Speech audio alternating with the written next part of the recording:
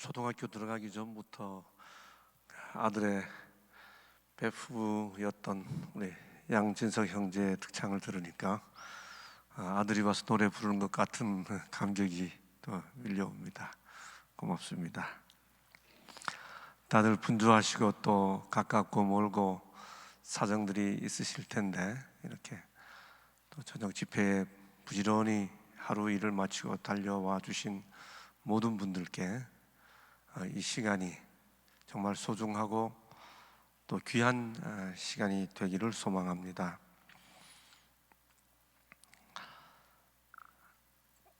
크리스티애니티 투데이가 선정한 20세기 기독교 명저 1위 20세기 최고의 기독교 서적이다라고 선정된 책을 혹시 아십니까?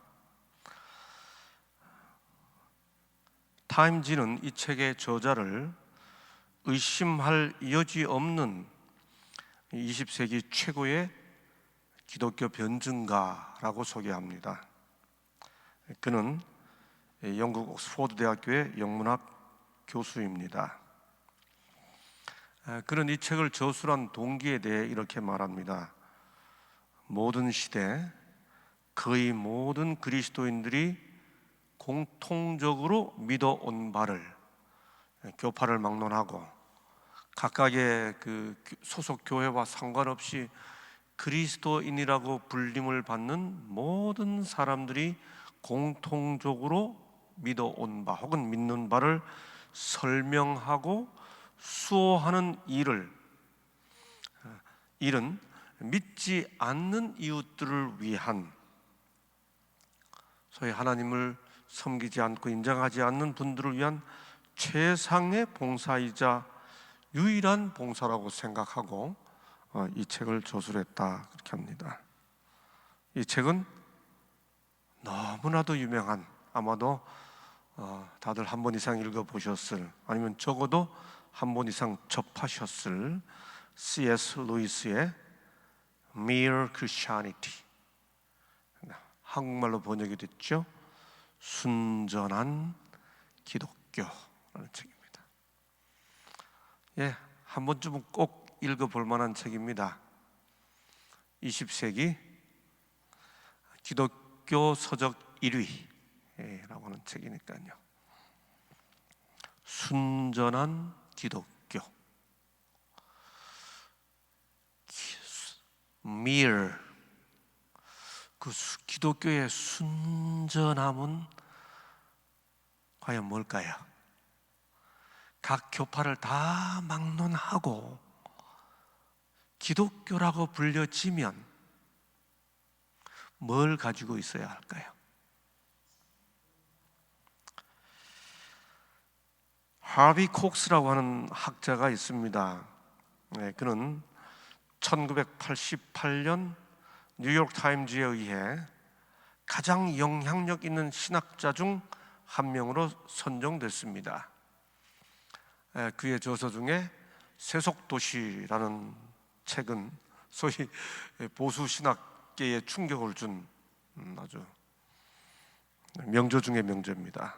하버드에 온 예수 등등 책의 저자이지요.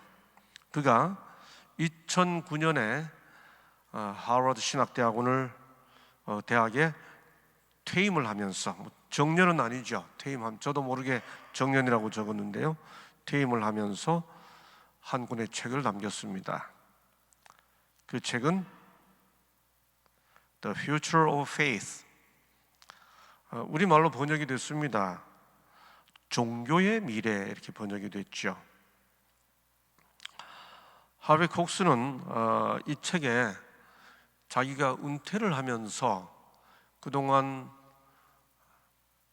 가르쳐왔고 연구해왔던 소위 기독교, 그 기독교의 전체 역사를 그동안 발표했던 논문과 함께 묶어서 이 책에 표현했는데 1980, 조금 전에 말씀드렸던 그런 학자인 그가 2000년의 기독교 역사를 3단계로 요약합니다. 예수께서 이 땅에 살아 계시던 그 짧은 시대, 혹은 제자들의 그 시대를 영어로 faith, 신앙 시대라고 정의했고, 그 다음에 그 이후 신학자들에 의해 그 기독교가 설명이 되기 시작하면서 그 시대를 belief, 이 책을 한국말로 번역하는 분은 믿음의 시대, 이 믿음이라고 표현했는데, 저는 그 믿음이란 표현보다는 그 belief란 단어를 저는 신념이라고 운을 맞추어서 신념이라고 표현합니다. 그리고 세 번째가 성령 시대 이렇게 했는데, 하리 콕스가 말하는 종교의 미래 할 때 이 종교의 faith 이 의미는 기독교 신앙입니다. 기독교 신앙이 20세기, 21세기를 넘어 앞으로도 의미 있는 신앙으로 남아 있으려면 뭐 어떻게 해야 될까? 유럽처럼 교회는 점점 더 술집으로 바뀌어가고, 한국도 그런 조짐이 이미 시작이 되고, 미국도 뭐 저 LA에 있던 그 엄청난 교회들, 큰 교회도 다 이렇게 문을 닫아가는 이런 시대에 기독교가 어떻게 미래가 있는 의미 있는 신앙으로 남아 있을 수 있을까? 그는 그렇게 정의하기 위해 먼저 시대를 구분한 다음에 기독교의 미래는 스피릿 시대도 아니고 빌리프 시대도 아니고 예수께서 살아계시던 그 시대인 페이스의 시대로 돌아가는 것만이 기독교의 미래를 보장할 수 있다. 그가 선지자는 아니지만 그가 한 말은 곰곰이 그리스도인들이 곱씹어 봐야 할 굉장히 의미 있는 내용을 시사해 줍니다. 그가 faith와 belief를 구분할 때는 이런 의미로 구분했습니다. 신앙은 인격적인 분에 대한 신뢰와 헌신입니다. 그런데 belief라고 번역할 때 이 신념이라는, 제가 신념이라고 번역한 이 단어는 그 기독교 신앙을 신학자들에 의해 하나의 이론으로 정립하고 변증하고 설명하기 시작하면서 그것이 하나의 사상 체계가 되기 시작하죠. creed, 신조가 고백되기 시작합니다.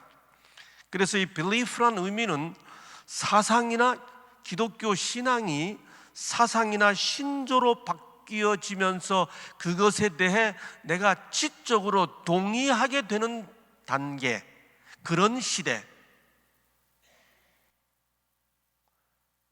예수라고 하는 분 혹은 하나님에 대한 인격적 신앙과 신뢰와 헌신 없이 교리를 믿는다고 이해하고 그게 옳다고 동의하게 되는 그런 단계, 그걸 belief라고 구분했죠. 기독교가 앞으로도 살아남아 있는 의미 있는 신앙이 되려면 단지 그것이 옳다라고 내가 지적으로 동의하고 그것에 설득당해 그렇구나라고 끄덕이게 되는 그 단계로만 있어서는 기독교는 곧 끝나버릴 수도 있다고 하는 거죠. 이쪽은 틀렸고 이쪽이 옳아서 내가 그 신앙 체계에 머물러 있게 되면 미래가 없을 수 있다는 거죠. 왜 그럴까요? 그의 이런 통찰을 근거로 성경은 어떻게 묘사하고 있는지를 살펴보려고 합니다. 그가 belief, 신념이라고 하는 개념으로, 신앙이 아니고 신념이라고 하는 개념으로 정의한 기독교 역사, 그 긴 기독교 역사 속에 있었던, 도대체 그거는 뭘 믿은 거예요? 그 믿음은 뭐예요? 성경 야고보 2장 19절에 보면 야고보가 이렇게 말합니다. 네가 하나님은 한 분이신 줄을 믿느냐? 잘하는도다. 귀신들도 믿고 떠느니라. 이때 이 귀신들도 믿고, 그 위에 네가 하나님은 한 분이신 줄을 믿느냐 할 때 이 믿느냐라는 헬라어 단어와 귀신들도 믿고 할 때 그 믿고라는 단어가 똑같은 헬라어 단어 피스티오입니다. 동사가 다른 게 아니에요. 똑같아요. 의미가 다릅니다. 귀신들도 믿고 떤다라고 말할 때 귀신들이 하나님을 위해 헌신하거나 의지하거나 그런 게 아니죠. 하나님이 어떤 분인지를 안다는 뜻입니다. 지적 인식, 그것도 믿음이라고 불리는 거예요. 동의한 것 믿음이라고 불리는 거지요.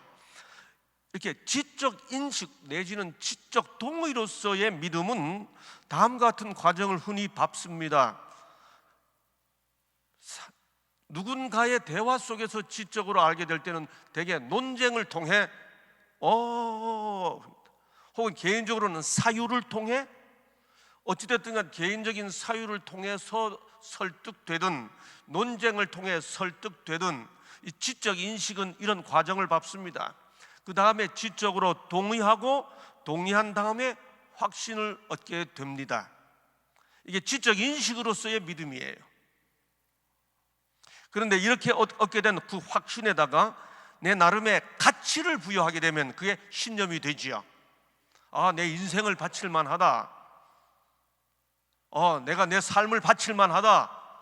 이렇게 하면 그게 하나의 내 삶을 주관하는 인생관의 가치가 됩니다.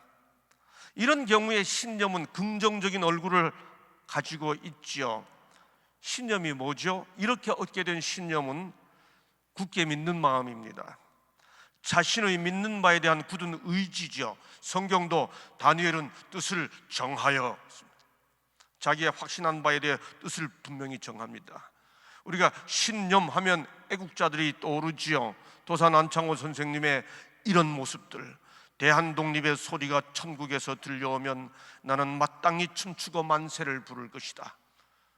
우리는 그런 신념의 사람을 존경하고 또 우러러 보게 됩니다.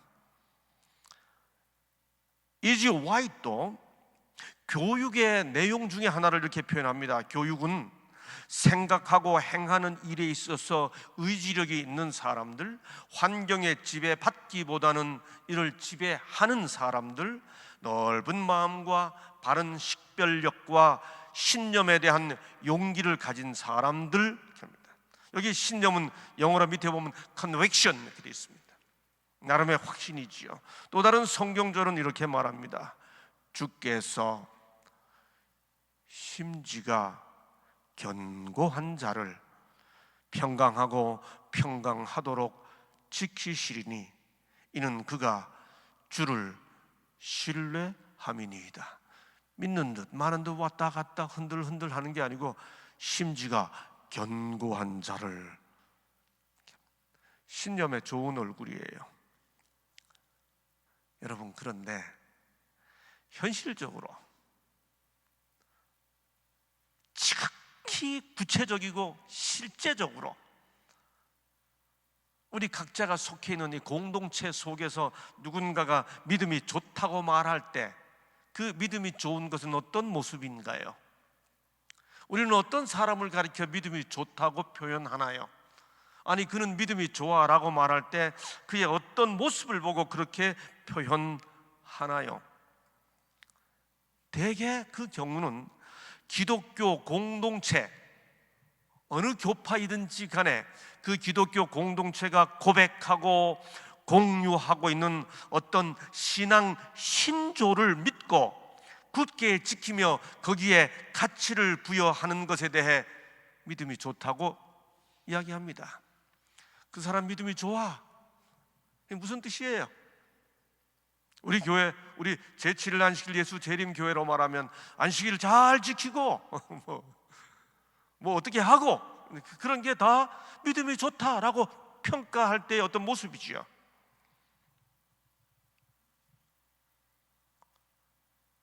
그런데 이게 belief일 수 있다는 거죠. 그게 과연 faith이냐? 라고 물을 수 있다는 거죠. 확신이 약해질 수 있습니다. 지적 동의는 언제든지 시간이 흐르면 바뀔 수 있습니다.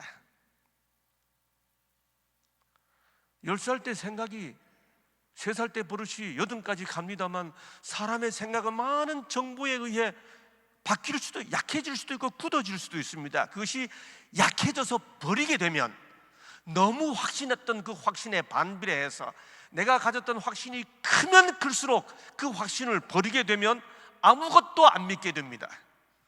허무해지고 회의에 사로잡힙니다. 신앙이 좋았다고 말하는 사람일수록 그걸 버리게 되면 더 철저하게 버려버립니다. 지적 동의에 머물러 있었을 때, 지적 동의로서의 belief만 가지고 있던 사람은 그게 쓰러져 버리면, 약해져 버리면 허무해지고 회의에 빠집니다. 반대로 그 확신이 점점 더 강해지면, 내가 믿는 바가 확실하고 분명하고 너무너무 분명해서 다른 사람은 다 틀렸어 라고 가게 될 때 나타나는 모습은 소위 교조주의입니다. 그 가장 대표적인 모습이 공산주의죠. 북한 공산주의죠. 나만 옳다는 자기 확신, 자기 것에 대한 폐쇄적인 집착, 타인에 대한 도덕적 우월감, 파괴적이고 교만한 독선,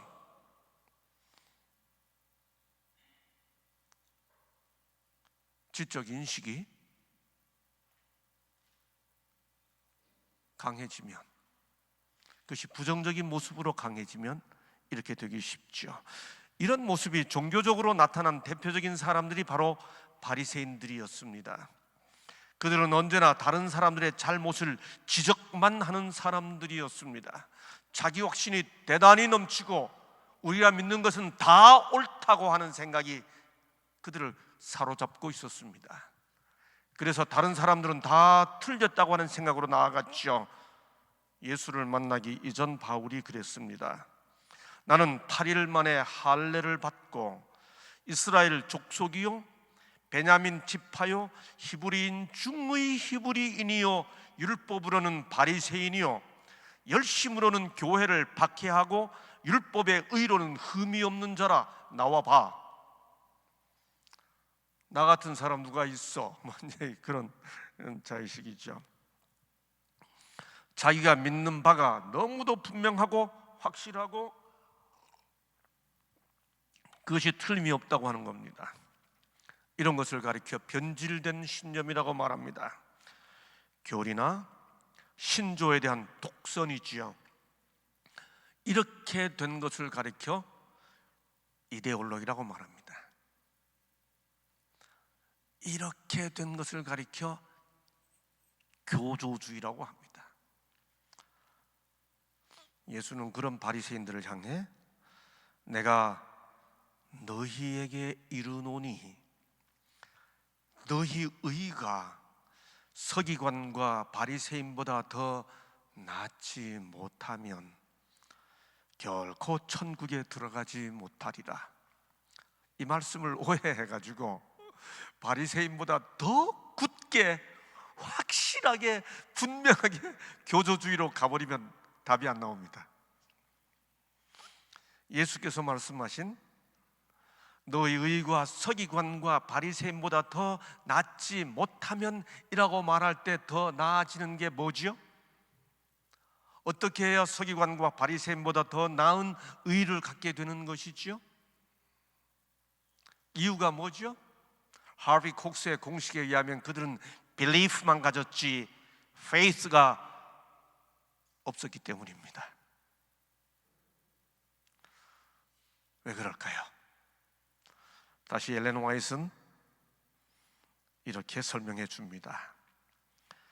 교육과 수양과 의지력의 연단과 인간의 노력은 각각 상당한 역할을 하지만 이것들이 마음을 변화시키는 일에는 무력하다. 저는 평생 학교에서 학생들을 가르쳐온 한 사람의 교사로서 교육 무용 문제가 절대로 아닙니다. 그럼에도 불구하고 이 말씀에 전적으로 공감하고 동의합니다. 절감합니다. 교육과 수양과 의지력의 연단과 인간의 노력이 각각 상당한 역할을 하지만 이것들이 마음을 변화시키는 일에는 무력하다. 이것들이 혹 행위의 외모를 단장할 수는 있어도 마음을 고칠 수는 없으며 생애의 동기를 깨끗게 할 수도 없다. 왜 그럴까요?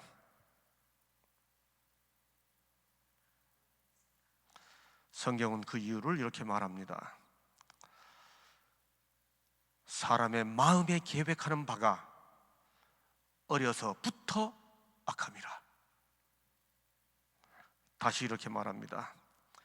만물보다 거짓되고 심히 부패한 것은 마음이라.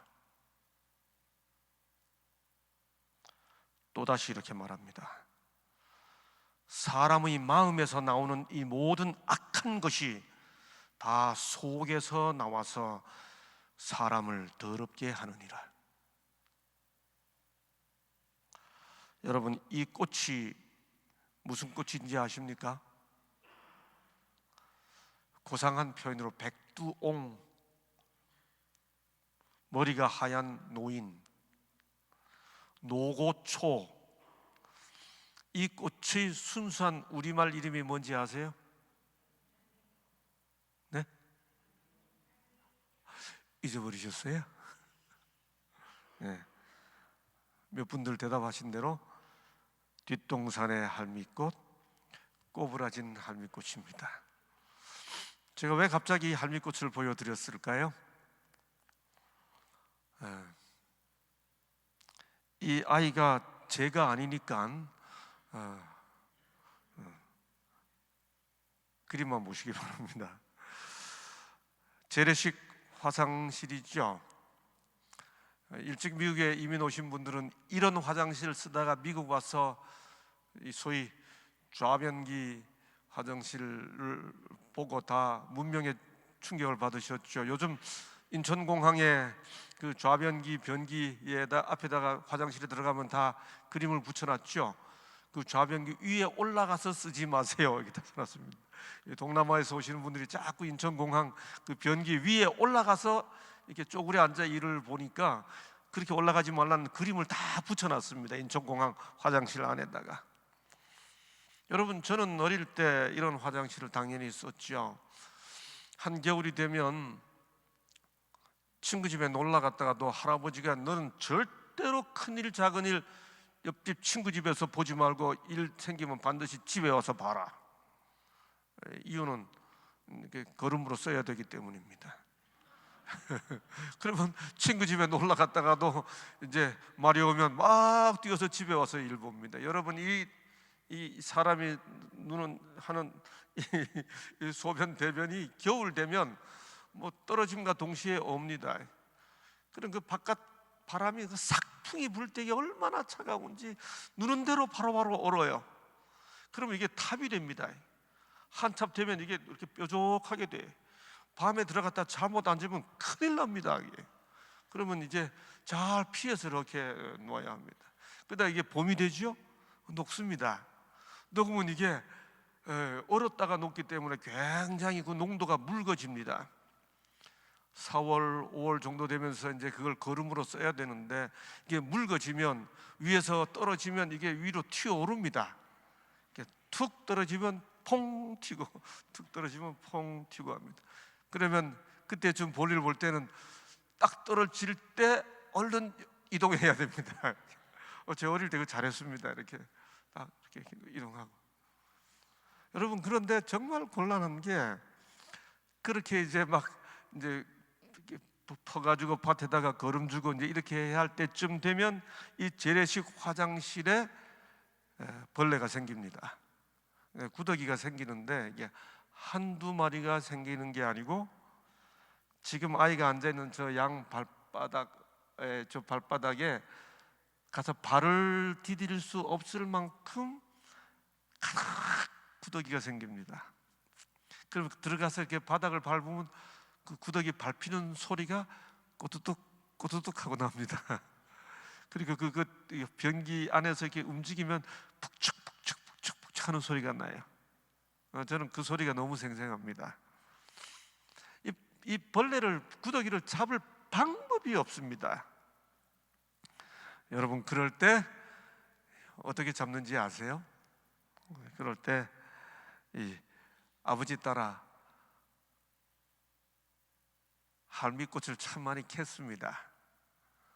그 벌레 한꺼번에 퇴치하는 방법이 할미꽃을 캐가지고 뿌리를 빻은 다음에 거기다가 무슨 나무 하나하고 섞어가지고 하룻밤을 재우고 거기서 빠져나온 물을 갖다가 받아가지고 화장실에 부으면 다 죽습니다. 이 할미꽃 뿌리에서 나온 독이 얼마나 독한지, 그렇게 바다내 물을 갖다가 개울 위에다가 뿌리면 그 물을 마신 고기들이 다 배를 뒤집고 물 가으로 나와요. 그럼 아이들이 다 이렇게 다리끼라고 그럽니다. 이렇게 들고 가서 고기를 그냥 주워 담기만 하면 되지요.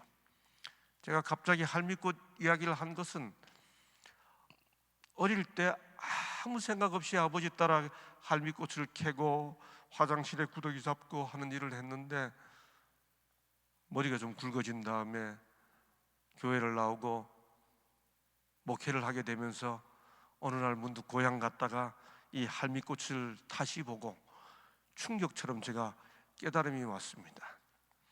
여러분, 할미꽃이 얼마나 겸손하나요? 한없이 겸손합니다. 얘는 한 번도 고개 드는 적이 없습니다. 나 잘났어 한 번도 하지 않습니다. 참으로 겸손한 꽃입니다. 이 겸손한 꽃이 뿌리 밑에, 땅 밑에 뿌리에는 독을 품고 있습니다. 교육이 사람의 머리를 숙이게 할 수는 있을지 몰라도 뿌리 속에 담고 있는 독까지 제거하지는 못하는 거지요.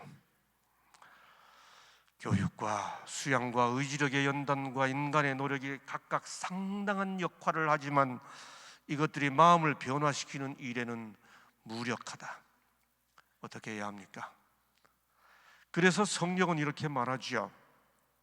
또 새 영을 너희 속에 두고 새 마음을 너희에게 주되.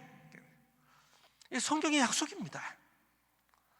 하나님께서 우리에게 새 마음을 준다고 말합니다. 다시 같은 에스겔 18장 31절에 보면 너희는 범한 모든 죄악을 버리고 마음과 영을 새롭게 할지어다. 어떻게 새롭게 하나요? 주시는 걸 받아야지요. 아까 읽었던 그 책, 같은 책 18쪽에 계속해서 읽어보면 이렇게 되어 있습니다. 교육과 수양과 의지력의 연단과 인간의 노력은 마음을 변화시키는 일에는 무력하다. 사람이 죄에서 벗어나서 선결하여 지려면 먼저 마음 속에서 움직이는 능력이 있어야 하나니 곧 위로부터 새 생명을 받아야 한다. 이 능력은 곧 그리스도이시다. 인간의 마음을 본래의 위치로 돌아가게 만들어주는 것이 무엇인가? 그것은 곧 갈바리의 십자가이다. 이 내용을 한마디로 압축하면 뭐죠? 절대 사랑입니다. 사람을 변화시킬 수 있는 것은 하나밖에 없습니다. 사랑입니다. 사랑만이 사람을 바꿀 수 있습니다.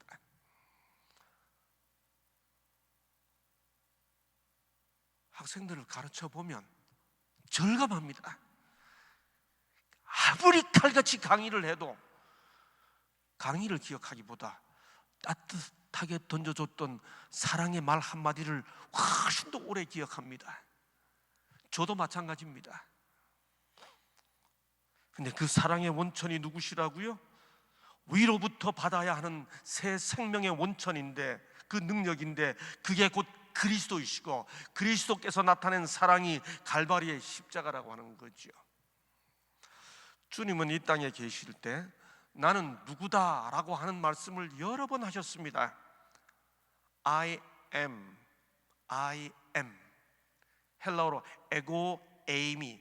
이 표현은 성경의 신적 존재를 압축하는 표현입니다. 에고 에이미, 헬라어로 I am. 나는 부활이요 생명이니.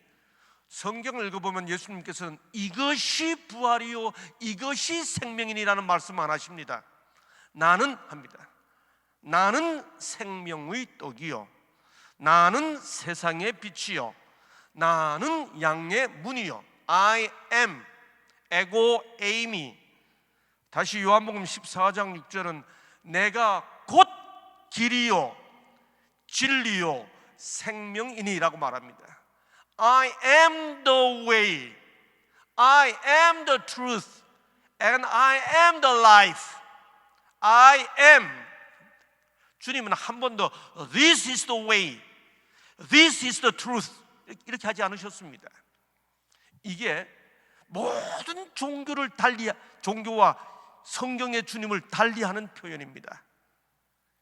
이게 길이고 이게 진리고 이게 생명이다 하지 않으셨습니다. I am, I am, I am. 여러분, 주님께서 빌라도 앞에 재판 받으실 때 빌라도가 예수께 물으셨습니다. 진리가 무엇이냐? 여러분, 요한복음 18장 38절 보십시오. 이 중요한 역사적 질문 앞에 주님은 침묵하십니다. 요한복음 18장 38절에 베드로가 진리가 무엇이냐? 이때 대답 좀 해주셨으면 너무나 선명하게 진리에 대한 정의가 나올 텐데 왜 예수께서는 침묵하시는 거예요? 왜 그랬을까요? 질문이 틀렸기 때문입니다. 예수께는 진리가 무엇이냐는 질문이 성립되지 않습니다. 왜냐하면 이미 주님이 내가 진리라고 말씀하셨기 때문입니다. 그러므로 질문이 네가 진리냐? 라고 물었었으면 주님은 대답하셨을 겁니다. 왜냐하면 다른 곳에서 빌라도가 가로되 그러면 네가 왕이냐? 네가 왕이 아니냐? 하고 물었을 때 주님은 네 말과 같이 내가 왕이니라 라고 대답하셨기 때문입니다. 그러므로 빌라도가 예수께 네가 진리냐? 라고 물었었으면 네가 말한 바와 같이 내가 진리니라, 내가 이미 말한 바와 같이 I am, I am. Faith는 바로 이 인격적 주님을 향한 고백입니다. 모든 다른 신조는 이것이 전제됐을 때 의미 있어집니다. 이것이 전제되지 않으면 이데올로기가 됩니다. 복음은 이데올로기가 아닙니다. 단지 옳고 그름을 판단하는 이데올로기가 아닙니다. 신앙은, 성경 신앙은, 기독교 신앙은 이 인격적 주님에 대한 고백입니다. 베드로가 말하지요. 주는 그리스도시요 살아계신 하나님의 아들이시니이다. 나다나엘이 고백하지요. 당신은 하나님의 아들이시요 당신은 이스라엘의 임금이로소이다. 마르다가 말하지요. 주는 그리스도시요 세상에 오시는 하나님의 아들이신 줄 내가 믿나이다. 백부장이 말하죠. 이는 진실로 하나님의 아들이었도다. 부활한 다음에 도마가 고백하죠. 나의 주시며 나의 하나님이시니이다. 우리가 정말 우리의 인생을 걸고 심각하게 자문해 봐야 하는 것은 예수, 예수, 예수. 나는 그분을 누구라 고백하는가? 나는 정말 그분을 믿는가? 아니면 그분과 상관없이 내가 속한 어떤 공동체에 신조를 옳다고만 인정하고 있는가? 예수와 아무 상관없이 내가 속한 어떤 집단에 믿는 바, 공통된 인식을 나도 공유하고 있는 것에 불과한 것인가? 하리 콕스의 진단에 의하면 그렇게 해서는 미래가 없다는 거지요. 언제든지 바뀔 수 있다는 거지요. 허무주의로 가든지 교조주의로 가든지 독단으로 가든지 둘 중에 하나로 빠진다는 거지요. 신앙이 신앙으로 살아있으려면 이 질문 앞에 정직하게 전 존재를 던져 고민해야 한다는 거죠.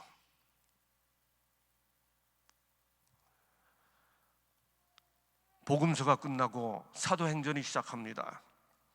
예수께서 승천하셨고 기독교가 시작이 됩니다. 교회 역사가 시작이 됩니다. 초대교회가 전한 모든 기별이 뭐죠?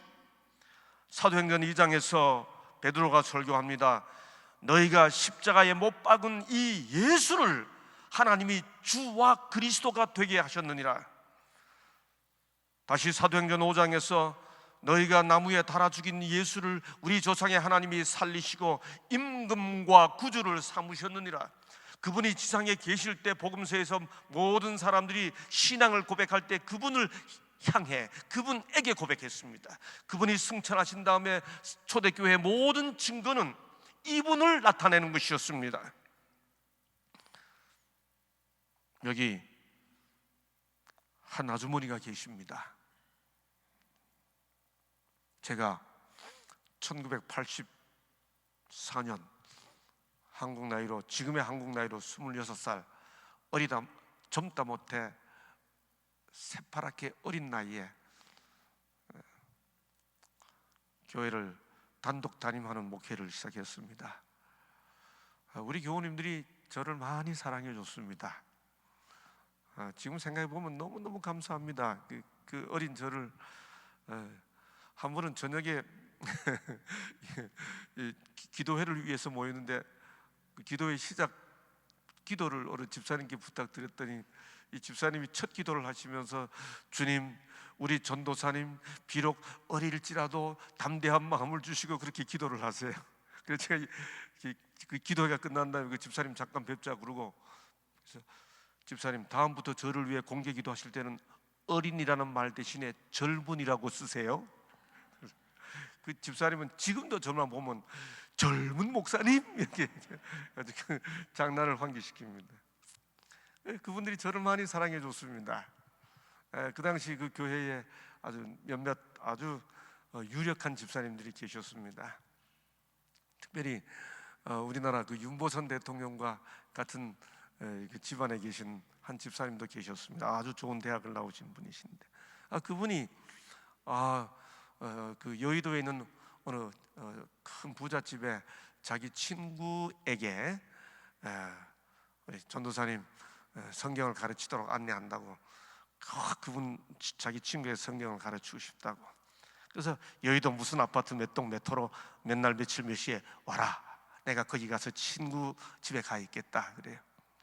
그래 제가 갔습니다. 가서 이제 벨을 딩동 눌렀죠. 눌렀더니 웬 부인이 나오시는데, 그 대문에서 딱 만나는 순간 그 첫 인상에서 그 부인의 모습에서 그냥 그 모습 자체에서 부귀와 영화가 뚝뚝 떨어지는 그런 부인이셨습니다. 근데 이 부인이 딱 나와서 저를 보더니 우리 집사님이 같이 계셔야 되는데 혼자 나오시는 거예요. 우리 윤 집사 아직 안 왔다고 이렇게 하신 다음에 그 다음에 그럼 들어오라고 그래야 될 거 아닙니까? 근데 사람을 이렇게 쫙 이렇게 훑어봐요. 쫙 이렇게 아래 위를 한번 훑어보더니 그 입가로 스쳐 지나가는 야릇한 미소가 싹 이렇게 미소가 지나가는데, 뭐야? 얘 애송이잖아. 뭐 이런 느낌이 확 들게 하세요. 그럼 안으로 들어가시는데 뭐 들어오라는 말씀도 안 하시고, 그리고 자기 혼자 들어가니까 제가 응급길에 이렇게 따라 들어갔습니다. 들어갔더니 이 사진이 그 사진은 아닙니다만 그때 제 기억에 이런 집도 있구나 하는 느낌이 들었던 정말 엄청난 집이에요. 그 여의도 60평 아파트에 제 눈에는 막 궁전같이 화려찬란하고 소파가 있는데 제가 엉겁결에 이렇게 따라 들어갔습니다. 저를 안내해 줘야 될 거 아닙니까? 근데 앉으라는 말도 쌩 하고 이렇게 가세요. 제가 그래서 그 소파에 아주 이렇게 약간 주눅이 든 모습으로 이렇게 걸터 앉아서 다 푹 앉지도 못하고 걸터 이렇게 앉아요. 빨리 우리 집사님이 오셔야 제가 이제 조금 힘을 받죠. 근데 조금 있으니까 기다리는데 이렇게 이분이 지나가시면서 한번 저를 이렇게 한번 보고, 이렇게 지나가시면서 이렇게 한번 저를 보고, 그렇게 한번 볼 때마다 저는 이렇게 주눅이 이렇게 한번 지나갈 때마다 주눅이 드는 거예요. 근데 전화가 와요. 지금처럼 핸드폰 있던 시대가 아니니까. 전화를 받더니 그래 왜 안 오고, 우리 제가 기다리는 집사님인데 왜 못 온다고 그래요. 이분이 사정이 생겨서 못 온다는 전화였어요. 와, 그 전화를 제가 옆에서 들으면서 뭐 어떡하지, 이 상황을 어떻게 넘어가지, 그냥 가야 되나, 막 어떻게 하고 가야 되지, 그러고 있는데 전화를 끊자마자 문이 열려요. 그랬더니 언니 하고 또 다른 분이 들어오시는데 보니까 왔니? 그러는데 이분의 동생이에요. 근데 이분도 지나가면서 저를 한번 딱 보는데 제가 한 분도 감당하기 어려운데 두 분이 와서 저를 아래 위로 이렇게 시선을 주는데 내가 감당할 수가 없어요. 누구야? 그래요. 누구 집사, 그 교회 전도사. 제가 앞에 보는데 전도사님도 아니고 전도사 그래요. 그러더니 전화를 끊고 그 부인이 저한테 이렇게 다가와요. 저는 그때 그 다가오던 그 모습이 제게는 쿵쿵쿵 이렇게 충격으로 다가옵니다. 걸음걸이 다가오시더니 뭐 전화 들으신 대로 오늘 윤 집사 못 온다 그러니까 그냥 가세요. 오늘은 뭐 나도 우리 교회 성경 공부도 뭐 시간이 없어 다 못 하는데 그냥 가세요. 예, 알겠습니다. 그럼 오늘 갔다가 다음에 다시 오겠습니다. 그냥 그렇게 하고 가면 되는데 제가 불현듯 권사님, 그분이 권사님이세요. 권사님, 제가 오늘 왔으니까 기도하고 가겠습니다. 이렇게 하고 제가 이렇게 무릎을 꿇으니까 소파 앞으로 이렇게 내리는, 뭐 기도하고 가겠다는데 그냥 가세요 이럴 수는 없으니까 이렇게 주춤주춤 따라서 이제 기도를 하게 됐습니다. 제가 기도를 짧게 하고 눈을 떴죠. 뜨고 난 다음에 그냥 또 불현듯 아무 계획 없이 제가 뭐라 그랬는가 하면, 권사님, 이게 처음 옆에 오신 분이 교회 안 다니시는 분 같은데, 그러니까 맞아, 저는 교회 안 다닙니다 그래요. 나중에 들어오신 분이. 교회 안 다니시는 분들이 참 궁금해하는 게, 기도가 끝나면 아멘 하는데 아멘이 뭐지요? 아멘 하나만 교회 안 다니시는 분에게 좀 나누시죠. 그러니까 이 동생분이, 맞아 언니, 기도 끝나면, 교회 다니는 사람들은 기도 끝나면 아멘 하는데 도대체 그 아멘이 뭐야? 그래. 그거 봐요. 이거 하나만 가르쳐 드리시죠. 그러니까 이 권사님이 아멘 그거 간단해 그래. 얼른 말씀해 드리세요. 아멘, 그거 이상 끝이라는 뜻이야 그래요. 그분이 이상 끝 하는 순간 저도 모르게 깜짝 놀랐죠. 눈이 깜짝 떠졌습니다. 그러니까 그 권사님이 저하고 눈이 딱 마주치더니 아차 이런 느낌이 들어요. 아차 이렇게 하는. 그래서 저도 모르게, 권사님 아멘이 이상 끝인 줄 알고 하셨습니까?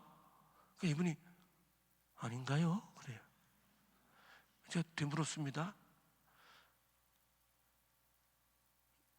예수 그리스도의 이름으로 기도하는데 예수가 주님의 이름입니까? 그리스도가 주님의 이름입니까? 이분이 시선을 탁 떨어뜨려요.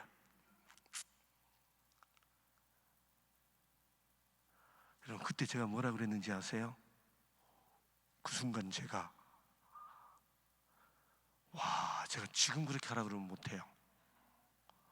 근데 그때 제가 대차게 했습니다. 권사님, 아멘이 이상 끝인 줄 알고 18년 동안 하셨습니까? 예수가 주님의 이름인지 그리스도가 주님의 이름인지도 모른 채 예수 이름으로 기도해 오셨습니까? 권사님은 모르고 하셨을 뿐만 아니라 그걸 들으실 귀도 없으시네요.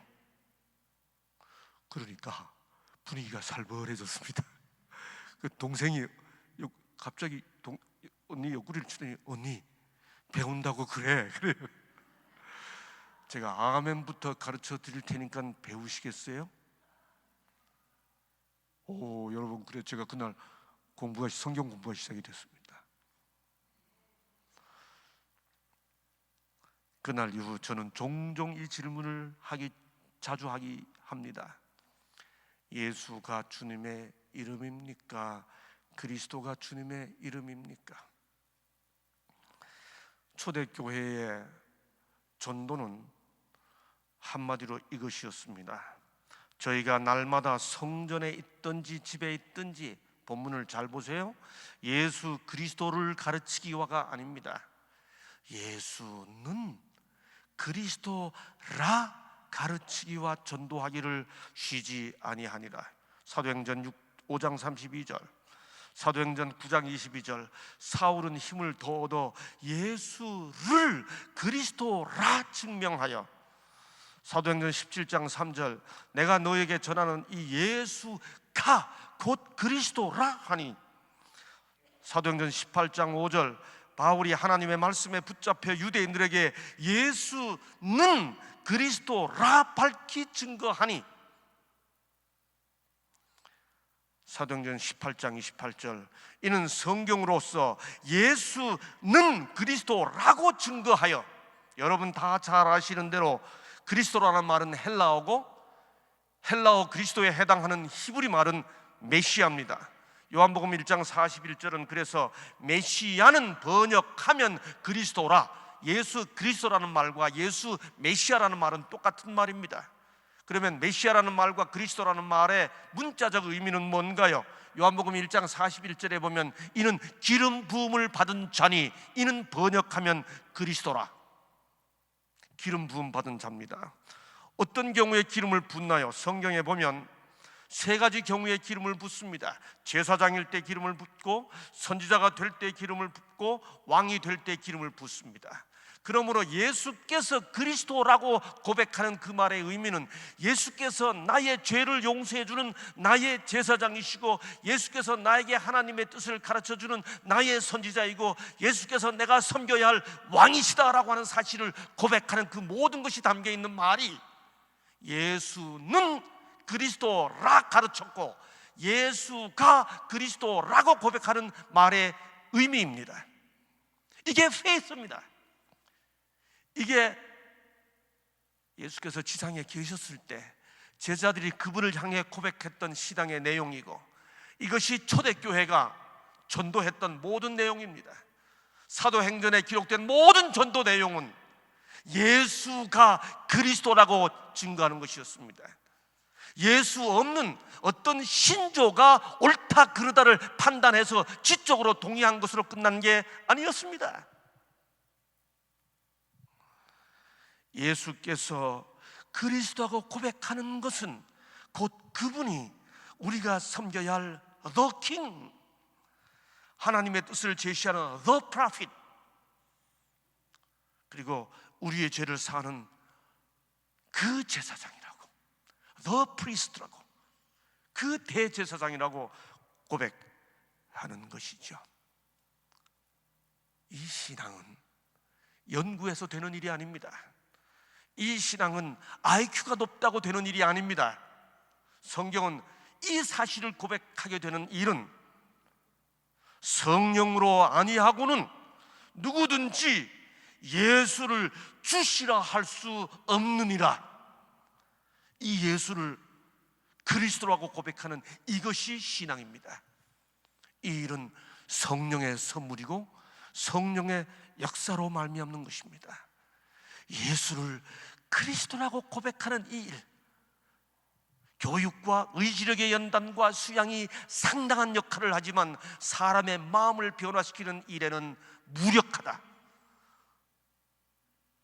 사람의 마음을 변화시키는 것은 안에서부터 역사해야 하는 힘이 있어야 하니 곧 그리스도시다. 위로부터 내려오는 그리스도시다. 이 그리스도를 이 예수를 그리스도라고 고백하게 될 때 일어나는 그 일이 마음의 변화입니다. 이게 새 마음입니다. 이게 주님께서 약속하시는 거지요. 그 새 마음, 그리스도를 정말 주님으로 모셔서 나의 죄를 용서해 주는 분이 계시다는 사실을 정말 믿고, 나에게 하나님의 뜻을 가르쳐 주는 분이 예수라는 사실을 정말 믿고, 그분이 내가 섬겨야 할 나의 주이시고 왕이라는 사실을 정말 믿을 때 주어지는 선물이 변화된 마음입니다. 그 변화된 마음들이 어떤 마음인가요? 에스겔 11장 19절, 내가 그들에게 일치한 마음을 주고 그 속에 새 신을 주며 그 몸에서 굳은 마음을 제하고 부드러운 마음을 주어서, 예수가 주시는 마음은, 새 마음은 부드러운 마음입니다. tender, 부드러운 마음입니다. 또 새 영을 너희 속에 두고 새 마음을 너희에게 주되 너희 육신에서 굳은 마음을 제하고 부드러운 마음을 줄 것이며. 제가 신앙생활을 해보니 교회 안에 굳은 표정하는 것을 본인의 은사로 생각하는 분들이 계신 것 같습니다. 얼굴 굳게 하고 분위기 차갑게 만들며 날카로운 말 하는 게 성도들을 사랑하시는 것이라고 생각하는 분들이 계신 것 같아요. 그런 분들 안 계시면 교우님들이 휴 하고 들어왔다가 이야기하다가 그분 들어오면 이렇게 하게 만드는 은사 가진 분.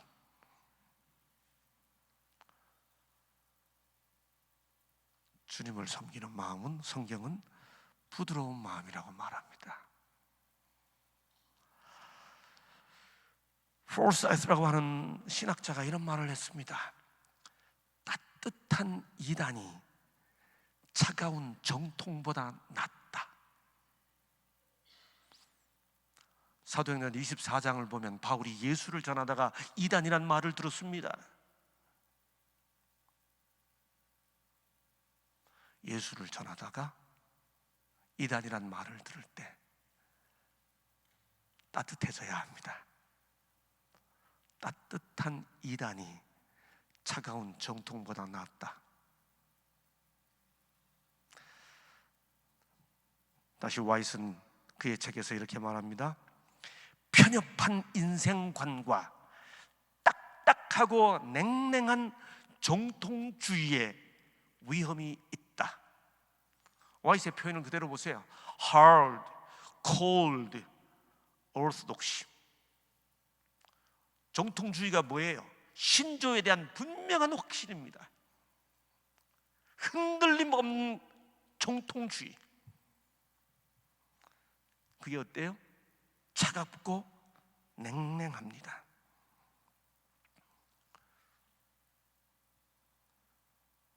그리스도가 심어주는 마음은 부드러운 마음이지요.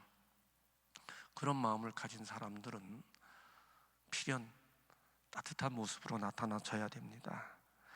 그리스도와 같은 사랑은 다른 사람들의 동기와 행위에 가장 좋은 해석을 가한다. 왜 그랬대? 그래서 그랬을 거야. 아니에요. 이런 뜻으로 했을 거야.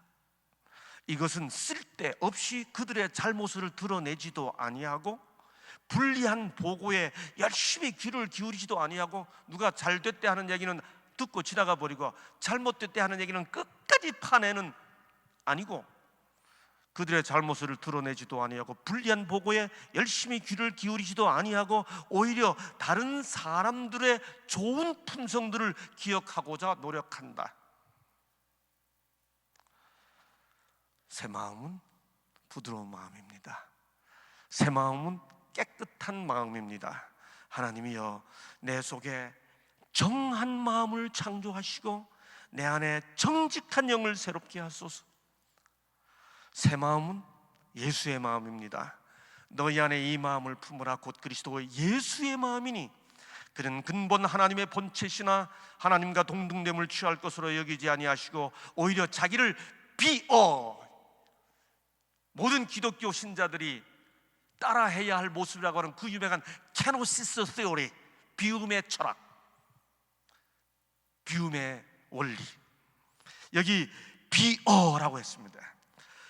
여러분, 이 비움의 마음이 예수의 마음이시죠. 겸손한 마음입니다.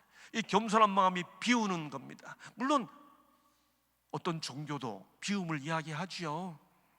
예? 사랑도 부질없어, 미움도 부질없어. 청사는 나를 보고 말없이 살라 하네. 탐욕도 벗어버려, 성냄도 벗어버려. 하늘은 나를 보고 티없이 살라 하네. 벗어라 홀홀, 버려라 홀홀. 사랑도 홀홀, 미움도 홀홀홀홀. 전도회니까 제가 이 노래 불러봐도 괜찮습니까? 사랑도 부질없어, 미움도 부질없어. 청사는 나를 보고 말없이 살라 하네. 탐욕도 벗어버려, 성냄도 벗어버려. 하늘은 나를 보고 티없이 살라 하네. 벗어라 홀홀, 버려라 홀홀. 사랑도 홀홀, 미움도 홀홀홀홀. 버려라 홀홀, 버려라 홀홀. 탐욕도 홀홀, 성냄도 홀홀 홀홀. 물같이 바람같이 살다가 가라 하네. 물같이 바람같이 살다가 가라 하네.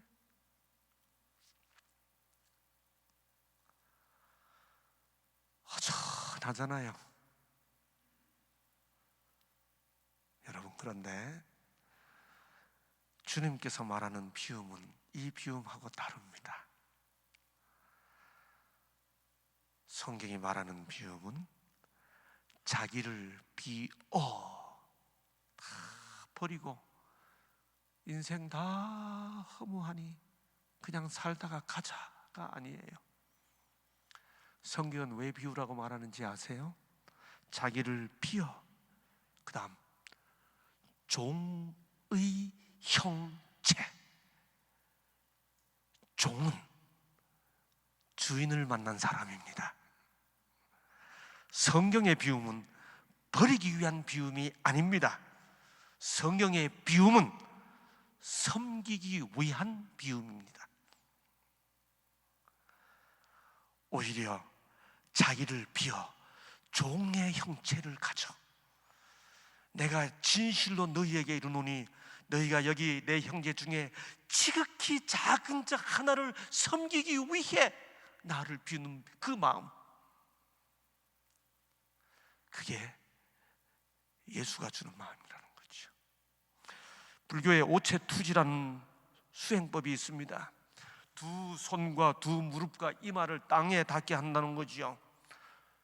오체투지, 5개 몸을 땅에다 다 던진다는 거죠. 예, 엎드리는 거잖아요. 여러분, 저는 이 불교의 오체투지 수행하는 모습을 보면서 도전을 받습니다. 여기 한경애라고 하는 분이 4급 뇌성마비로 태어났습니다. 온몸이 뒤틀어져 있습니다. 그가 7살에 이 성철 스님을 찾아갑니다. 여러분, 성철 스님 유명하잖아요. 나를 만나려면 3000배 하고 와라. 박정희 대통령이 성철 스님 만나러 갔을 때 3000배 하고 오시오. 그래서 대통령이 껄껄 웃고 그냥 가셨다고. 유명한 분이잖아요. 근데 7살 먹은 이 아이가 뇌성마비가 걸렸어요. 스님을 만났습니다. 스님, 저 어떻게 하면 저 죽는데요. 그러니까 스님이 죽어라. 저 살고 싶어요. 그러면 하루에 1000번씩 절해. 오체투지해. 여러분, 이 한경애 씨가 4급 뇌성마비 걸린 이 어린아이가 온몸을 비틀어가며 매일 1000번씩 22년 동안 절을 하다가 다 나왔습니다. 그리고 글을 쓰죠. 책을 쓰죠. 그 책이 바로 여기 오체투지라는 책입니다.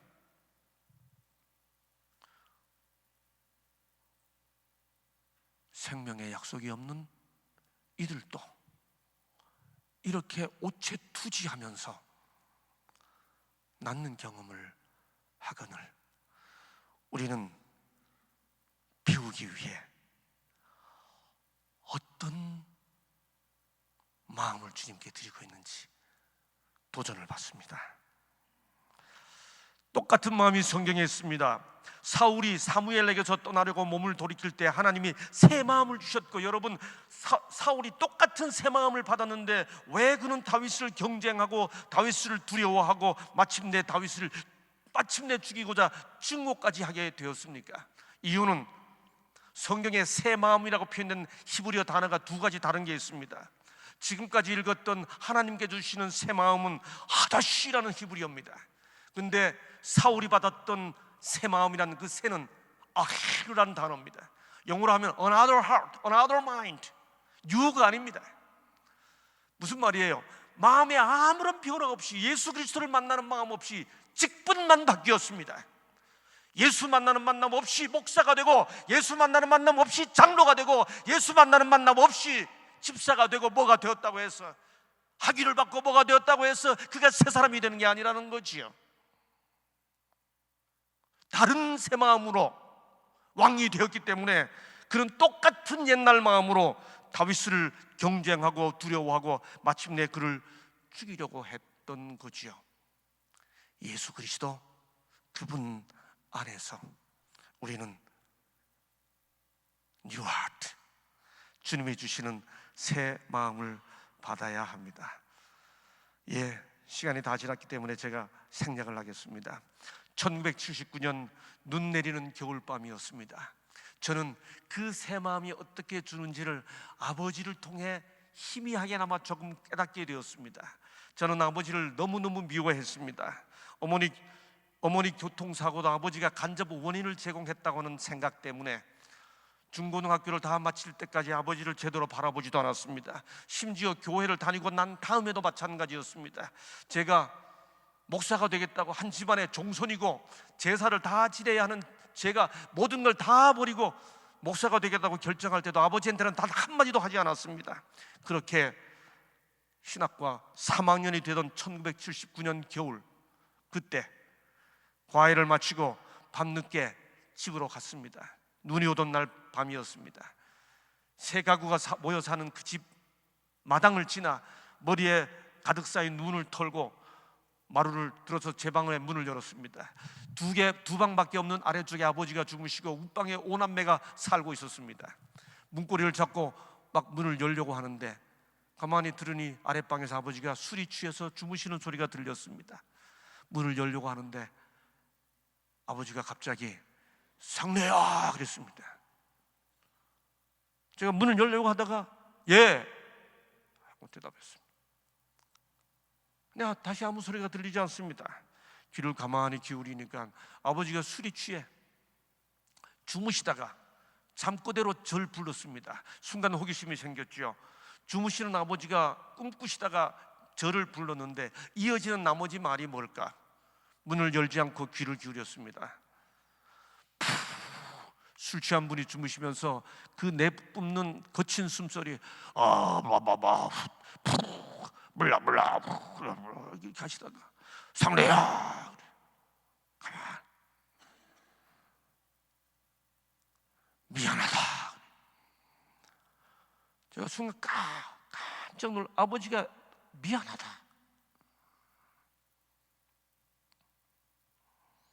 여러분, 제 고등학교 생활 기록부입니다.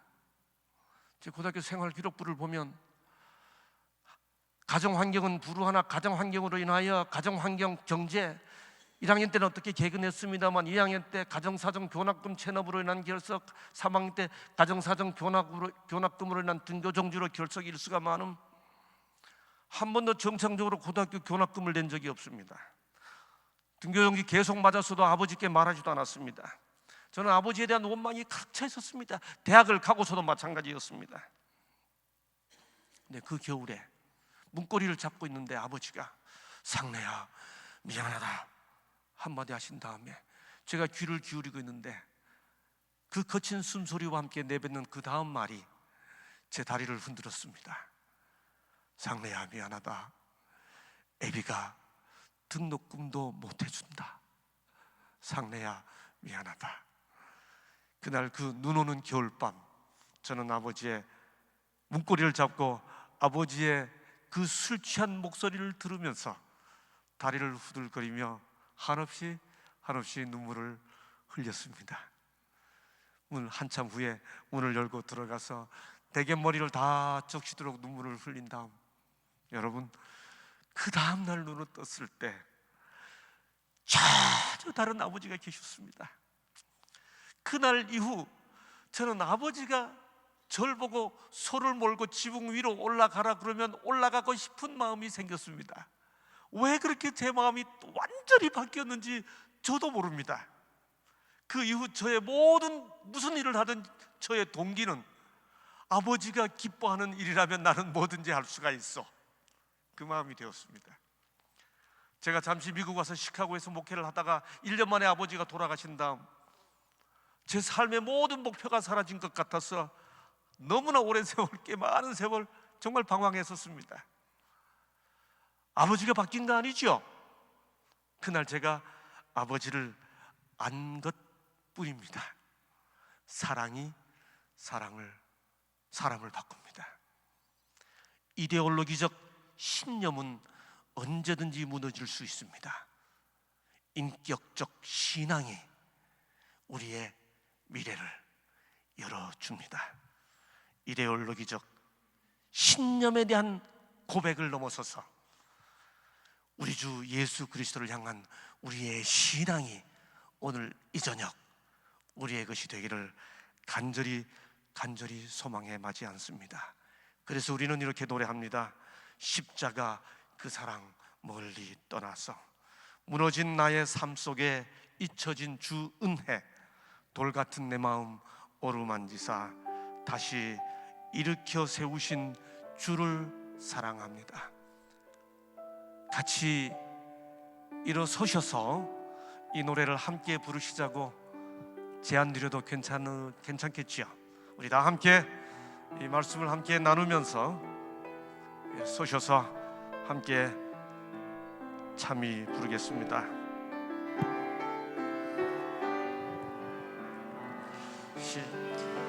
십자가 그 사랑 멀리 떠나서 무너진 나의 삶 속에 잊혀진 주 은혜, 돌같은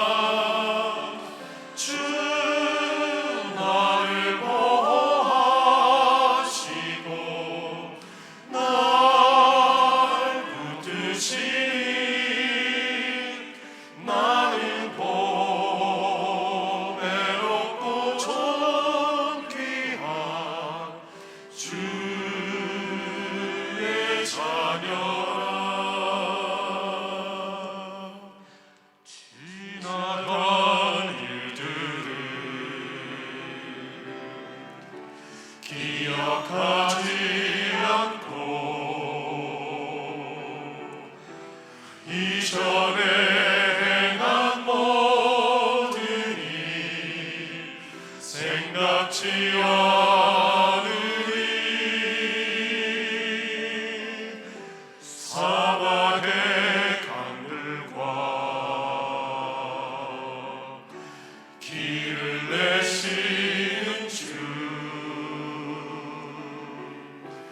내 안에 새 일을 하시 주만 바라보리라.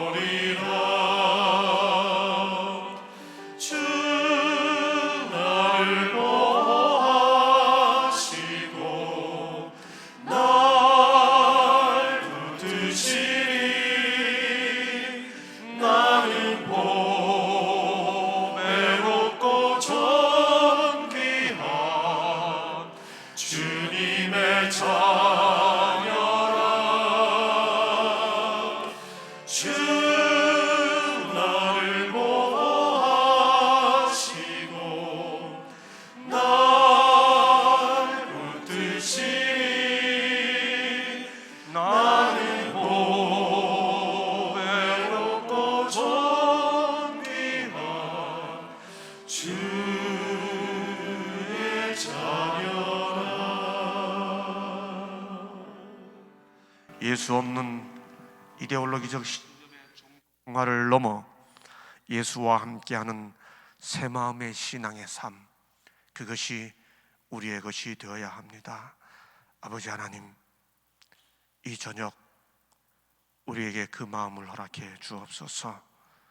우리에게 주님이 어떤 분인지 정직하게 그 앞에 서서 너는 나를 누구라 하느냐, 그 질문에 주는 그리스도시여 살아계신 하나님의 아들이니이다 고백할 수 있도록, 우리의 전 존재를 들여 고백할 수 있도록 붙잡아 주옵소서. 아버지, 이것이 틀렸고 저것이 옳다는 사실이 우리로 하여금 공동체의 멤버가 되게 하는 데는 도움이 되지만은 훗날 어떤 경우에도 하나님 앞에 서게 하려면 이 고백을 해야 하고 이 신앙이 있어야 된다고 하는 사실을 오늘 이 저녁 주님께서 던져주셨사오니 그 질문 앞에 우리가 고백할 수 있도록 성령께서 우리 마음을 주장해 주옵소서. 주여 오시옵소서. 예수님 이름으로 간절히 기도합니다. 아멘.